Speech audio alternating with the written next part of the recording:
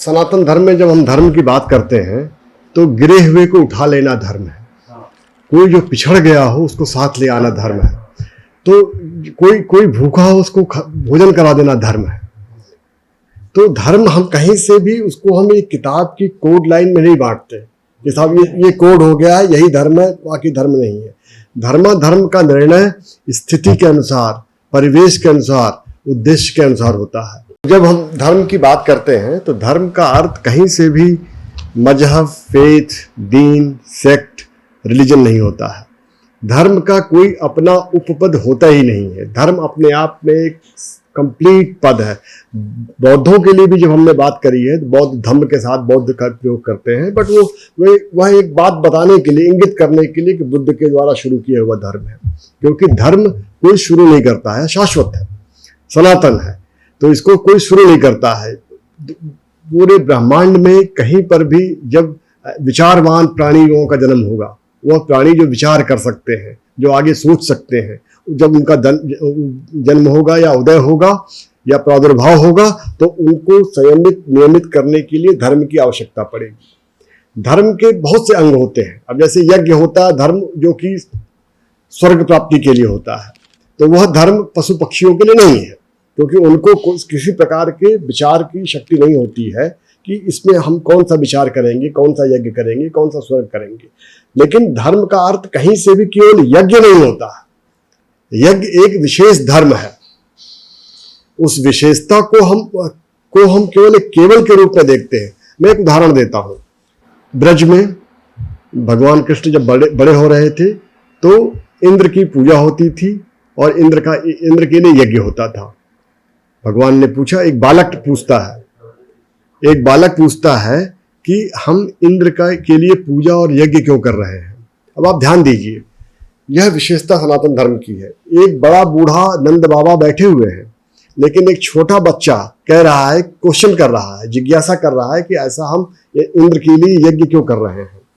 और नंद बाबा कहते हैं कि हमारी एक परंपरा चली आ रही है इस यज्ञ को करने के लिए।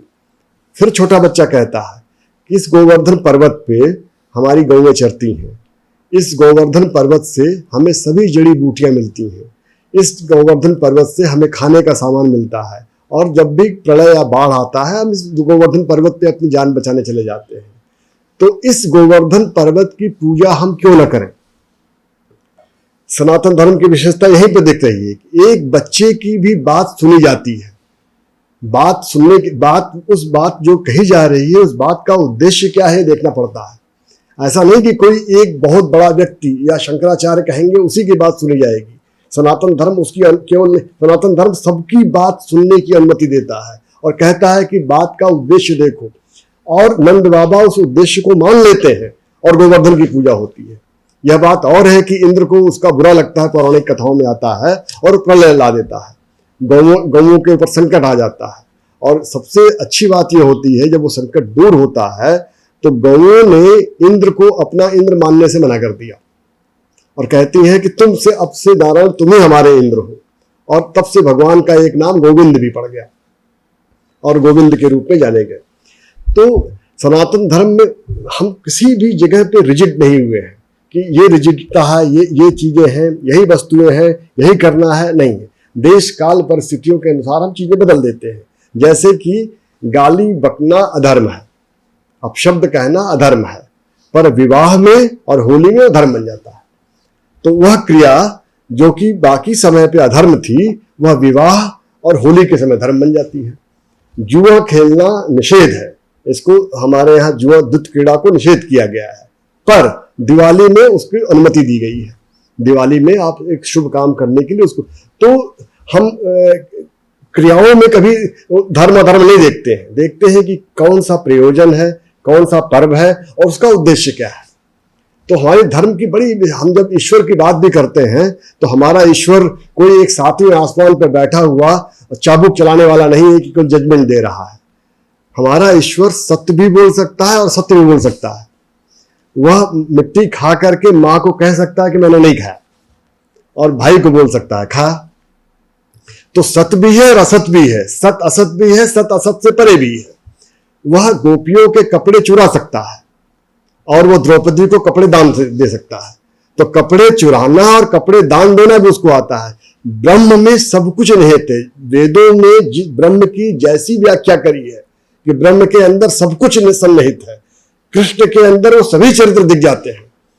अब एक लोग उन पर आक्षेप लगाते हैं कि कृष्ण ने रण छोड़ दिया था।